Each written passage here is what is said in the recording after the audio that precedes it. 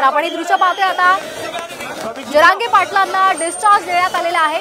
Galaxy रुग्णालयामध्ये त्यांच्यावर उपचार सुरू आहेत आणि आता उपचारांती त्यांना घरी पाठवण्यात येत आहे। आपण हे दृश्य पाहतोय, थेट दृश्य आहेत।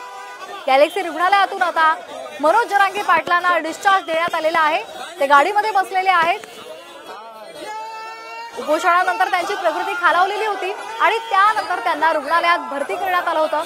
रुग्णालयामध्ये त्यांच्यावर उपचार सुरू होते आणि आता त्यांना डिस्चार्ज देण्यात आलाय। हे दृश्य आपण पाहतोय।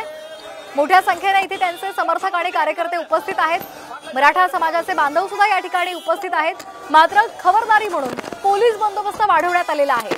ओबीसी आणि मराठा नेत्यांमध्ये जे वाद आहेत त्या पार्श्वभूमीवर मोठ्या प्रमाणात इथे पोलीस बंदोबस्त ठेवण्यात आलेला आहे। जरांगे यांना आता रुग्णालयातून डिस्चार्ज देण्यात आलेला आहे। ते घरी निघालेले आहेत। मात्र ओबीसी आणि मराठा नेत्यांमध्ये जो वाद आहे त्या पार्श्वभूमीवर मोठ्या प्रमाणात पोलीस बंदोबस्त इथे ठेवण्यात आलाय। आपण ही दृश्य पाहिलेली आहेत। मनोज जरांगे यांना रुग्णालयातून डिस्चार्ज देण्यात आलेला आहे। उपोषणानंतर त्यांची प्रकृती खालावलेली होती आणि त्यानंतर त्यांना रुग्णालयात दाखल करण्यात आलं होतं आणि आता त्यांच्यावर उपचार केल्यानंतर त्यांना रुग्णालयातून डिस्चार्ज देण्यात आला आहे।